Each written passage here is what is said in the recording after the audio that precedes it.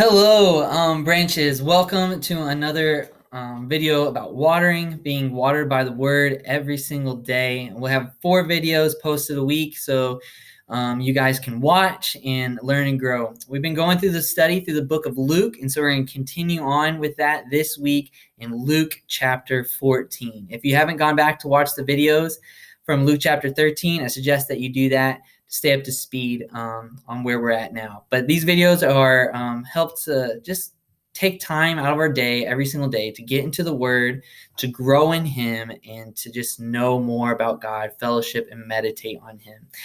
All right, so we're going to pray and get started. Lord, thank you for this day. Thank you for your love for us and your kindness. I thank you so much for giving us the Gospel of Luke that we can learn about you and from your example on how you lived on this earth, and God, how you lived faithfully and just gave us an example to follow. I pray that we can follow your example in all things. I pray these things in your son's name. Amen. All right, so we're going to start in verse 1, and then we're going to jump to verse 7. So verse 1 says this, "And it came to pass, as he went into the house of one of the chief Pharisees to eat bread on the Sabbath day, that they watched him." So here's what's going on. Jesus is actually invited into the house of a Pharisee. And it is actually not just a regular old run-of-your-mill Pharisee. It was one of the chief Pharisees. Now, if you know who the Pharisees were, they were these hyper-religious Jewish leaders. And they had seats on councils, and they kind of were the religious authorities there in Israel.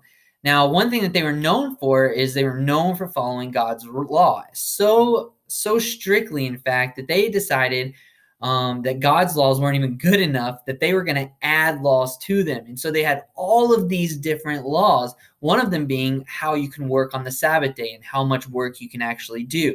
To them, if you did any amount of work on the Sabbath day at all, it was wrong. And so that's when you see the next story in verse 2 through 6. Jesus actually heals somebody on the Sabbath day, and they all get all just freaked out about that and think that was wrong. And Jesus explains to them that it's good to do right on the Sabbath day. And even if they had a donkey stuck in a ditch or they had the donkey to water, they would do the work to do that on the Sabbath day. And so he kind of calls out their hypocrisy, and he's going to keep doing that. One thing that the Pharisees were known for was they were known for their pride. The reason they followed laws so strictly is not because they really cared about God. They wanted people to look at them and admire them. Right? They wanted to be famous in Israel for doing the right thing or for being the best in some way. They were so prideful, and they wanted people to make them famous, to look at them and to do everything that they do and to be humbled at their presence, right? That was their mentality of the Pharisees. And so what we're going to go through here today is really how Jesus explains to them that they shouldn't be so prideful, that they shouldn't try to lift themselves up and make themselves famous. But in fact, the opposite is true, is that how they should humble themselves. And so he does this by telling a parable. And a parable is an earthly story with a heavenly meaning. And so he gives this kind of earthly example and gives us the spiritual principles from that. And so in verse 7, this is what it says. "And he put forth a parable to those that were bidden, those that had been gathered into this dinner. When he had marked down," and remember, first, before we go on, this was just the chief Pharisee's house. There's other Pharisees, and a lot of that chief Pharisee's friends were other Pharisees, obviously, that he had invited there. So these were basically Jesus in a crowd of a bunch of these Pharisees. And so he's there, and he put forth the parable to them which were bidden, which he marked out how he chose the chief rooms, saying unto them. And we'll go down in verse 8. "When thou art bidden of any man to a wedding, sit not down in the highest room, lest a more honorable man than thou be bidden of him, and he that bade thee and him come to say to thee, Give this man place, and thou begin with shame to take the lowest room. But when thou art bidden, go and sit down in the lowest room, that when he that bade thee cometh, he may say to thee, Friend, go up higher. Then shalt thou have worship in the presence of them that sit at meat with thee." So here's the story, all right? Jesus puts this story. First, he notices that the Pharisees have this problem. that they always try to sit in the highest room. Now, you have to understand architecture at this time and what's going on. At this time, if you sat at the highest part of a building, that was where the most favorable spot was, like the best spot in the house. You can think of it as like the VIP suite was the highest room.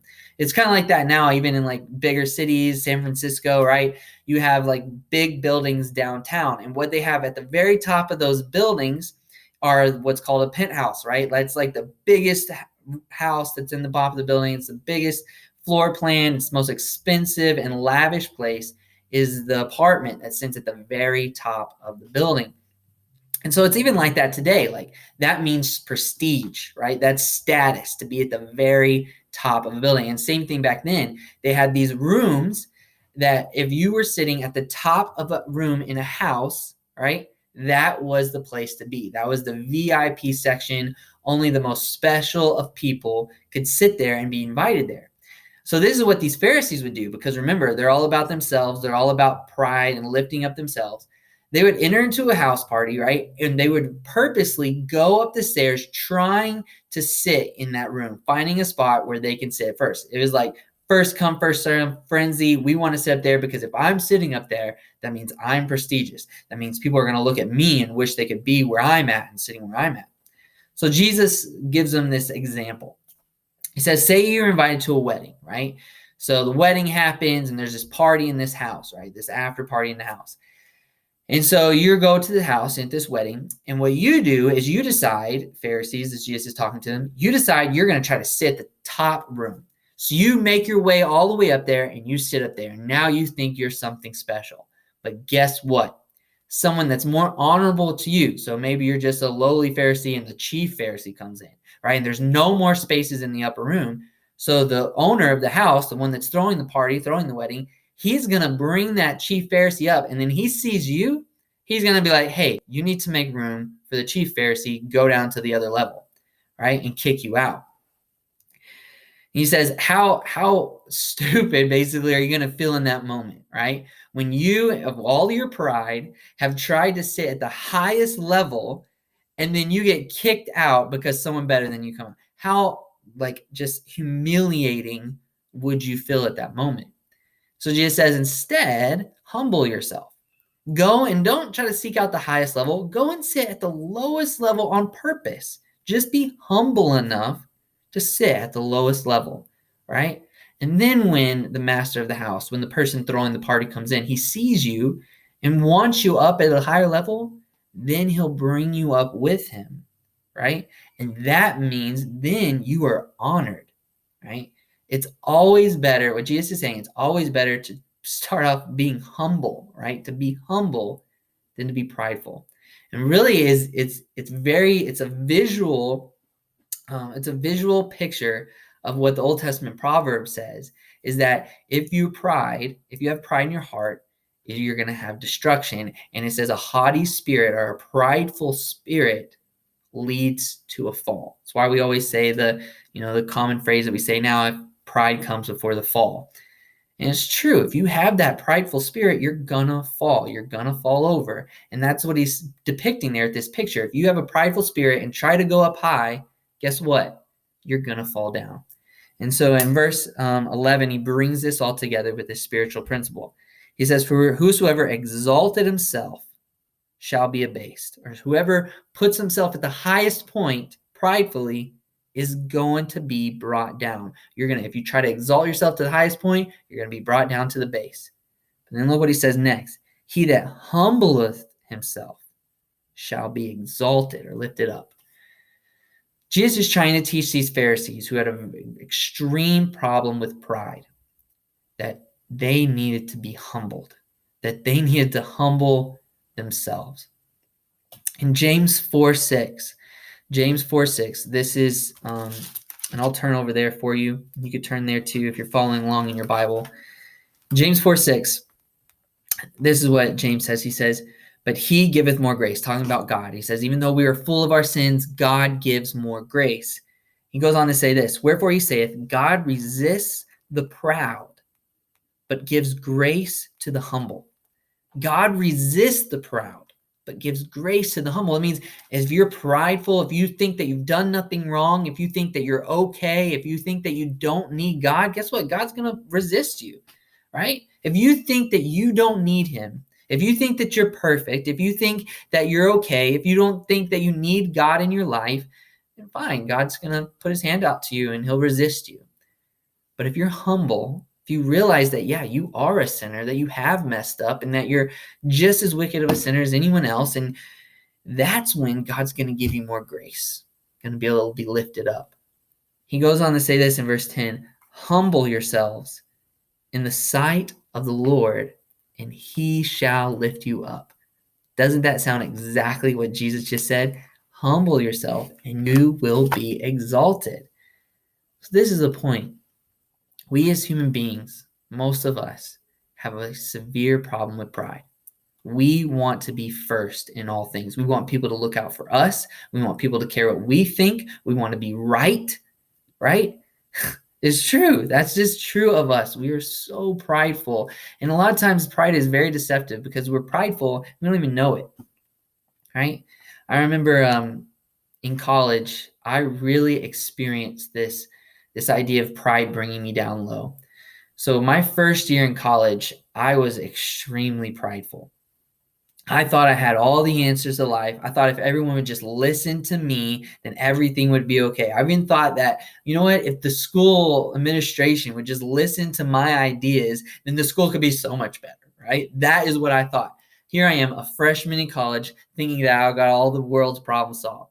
I even began to develop so much pride that I thought I was better than my fellow students. And I would never admit that in the moment, right?